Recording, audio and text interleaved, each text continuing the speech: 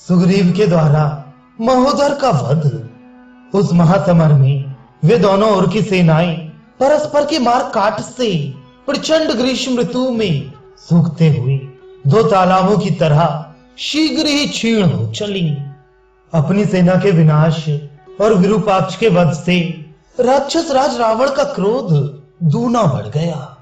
वानरों की मार से अपनी सेना को छीड़ हुई देख देव के उलट फेर पर दृष्टिपात करके युद्ध स्थल में उसे बड़ी व्यथा हुई। उसने पास ही खड़े हुए महोदर से कहा, महाबाहो, इस समय मेरी विजय की आशा तुम्हारे ऊपर ही अवलंबित है।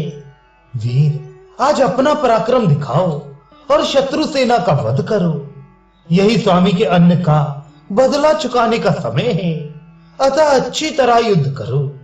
रावण के ऐसा कहने पर राक्षस राज महोदर ने बहुत अच्छा कहकर उसकी आज्ञा शिरोधार्य की, और जैसे पतंग आग में कूदता है उसी प्रकार उसने शत्रु सेना में प्रवेश किया। सेना में प्रवेश करके तेजस्वी और महाबली महोदर ने स्वामी की आज्ञा से प्रेरित हो अपने पराक्रम द्वारा वानरों का संहार आरंभ किया। वानर भी बड़े शक्तिशाली थे। वे बड़ी बड़ी शिलाएं लेकर शत्रु की भयंकर सेना में घुस गए और समस्त राक्षसों का संहार करने लगे। महोदर ने अत्यंत कुपित होकर अपनी स्वर्ण भूषित बाणों द्वारा उस महायुद्ध में वानरों के हाथ पैर और जांघें काट डाली। राक्षसों द्वारा अत्यंत पीड़ित हुए वे सब वानर दसों दिशाओं में भागने लगे। कितने ही सुग्रीव की शरण में गए। वानरों की विशाल सेना को समर भूमि में भागती देख सुग्रीव ने पास ही खड़े हुए महोदर पर आक्रमण किया। वानर राज बड़े तेजस्वी थे। उन्होंने पर्वत के समान विशाल एवं भयंकर शिला उठाकर महोदर के वध के लिए उस पर चलाई। उस दुर्जय शिला को सहसा अपने ऊपर आती हुई देखकर भी महोदर के मन में घबराहट नहीं हुई। उसने बाणों द्वारा उसके टुकड़े टुकड़े कर डाले। उस राक्षस के बाण समूह से कटकर सहस्त्रों टुकड़ों में विभक्त हुई वह शिला उस समय आकुल हुए गृध्र समुदाय की भांति पृथ्वी पर गिर पड़ी। उस शिला को विदीर्ण हुई देख सुग्रीव का क्रोध बहुत बढ़ गया। उन्होंने एक शाल का वृक्ष उखाड़कर उस राक्षस के ऊपर फेंका, किंतु राक्षस ने उसके भी कई टुकड़े कर डाले। साथ ही शत्रु सेना का दमन करने वाले उस शूरवीर ने इन्हें अपने बाणों से घायल कर दिया। इसी समय क्रोध से भरे हुए सुग्रीव को महापृथ्वी पर पड़ा हुआ एक परिघ दिखाई दिया। उस तेजस्वी परिघ को घुमाकर सुग्रीव ने महोदर को अपनी फुर्ती दिखाते हुए उस भयानक वेगशाली परिघ के द्वारा उस राक्षस के उत्तम घोड़ों को मार डाला। घोड़ों के मारे जाने पर वीर राक्षस महोदर अपने विशाल रथ से कूद पड़ा और अत्यंत रोष में भरकर उसने गदा उठा ली। एक हाथ में गदा थी और दूसरे के हाथ में परिघ।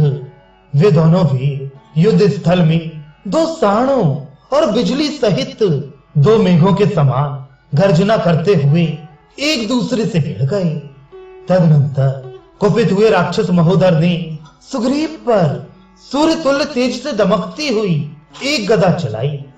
उस महाभयंकर गदा को अपनी ओर आती देख महासमर में महाबली वानर राज सुग्रीव के नेत्र रोष से लाल हो गए और उन्होंने परिघ उठाकर उसके द्वारा राक्षस की गदा पर आघात किया।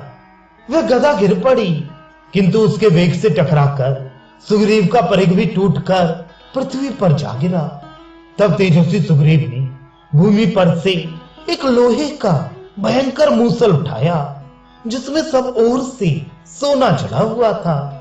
उसे उठाकर उन्होंने राक्षस पर धी मारा। साथ ही उस राक्षस ने भी इनके ऊपर गदा फेंकी। गदा और मूसल दोनों आपस में टकराकर टूट गए और जमीन पर जा गिरी। वे दोनों भी तेज और बल से संपन्न थे और जलती हुई अग्नियों के समान उद्दीप्त हो रहे थे। अपने अपने आयुधों के टूट जाने पर वे घूंसों से एक दूसरे को मारने लगे। उस समय बारंबार गरजते हुए वे दोनों योद्धा परस्पर मुक्कों से प्रहार करने लगे। फिर थप्पड़ों से एक दूसरे को मारकर दोनों ही पृथ्वी पर गिर पड़े। फिर तत्काल ही दोनों उछले और शीघ्र ही एक दूसरे पर चोट करने लगे। वे दोनों भी हार नहीं मानते थे। दोनों ही दोनों पर भुजाओं पर प्रहार करते रहे। शत्रुओं को तपाने वाले वे दोनों वीर बाहु युद्ध करते करते थक गए। तब महान वेगशाली राक्षस महोदर ने थोड़ी ही दूर पर पड़ी हुई ढाल सहित तलवार उठा ली। उसी तरह अत्यंत वेगशाली कपिश्रेष्ठ सुग्रीव ने भी वहां गिरे हुए विशाल खड्ग को ढाल सहित उठा लिया। महोदर और सुग्रीव दोनों युद्ध के मैदान में शस्त्र चलाने की कला में चतुर थे तथा दोनों के शरीर रोष से प्रभावित थे। अतः रणभूमि में हर्ष और उत्साह से युक्त हो वे तलवार उठाए गरजते हुए एक दूसरे पर टूट पड़े। वे दोनों बड़ी तेजी से दाएं बाएं पैतरे बदल रहे थे। दोनों का दोनों पर क्रोध बड़ा हुआ था तथा दोनों ही अपनी अपनी विजय की आशा लगाई हुई थी। अपने बल पर घमंड करने वाले महान वेगशाली तथा शौर्य संपन्न दुर्बुद्धि महोदर ने अपनी वह तलवार सुग्रीव के विशाल कवच पर दे मारी। सुग्रीव के कवच में लगी हुई तलवार को जो वह राक्षस खींचने लगा, उसी समय कपिकुंजर सुग्रीव ने महोदर के शिरस्त्राण सहित कुंडल मंडित मस्तक को अपने खड्ग से काट दिया। मस्तक कट जाने पर राक्षस राज महोदर पृथ्वी पर गिर पड़ा। यह देखकर उसकी सेना फिर वहां दिखाई नहीं दी। महोदर को मारकर प्रसन्न हुई वानर राज सुग्रीव अन्य वानरों के साथ गर्जना करने लगे।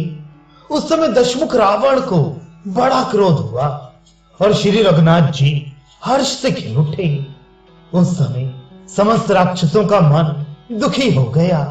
उन सबके मुख पर विषाद छा गया और वे सभी भयभीत चित्त होकर वहां से भाग चले।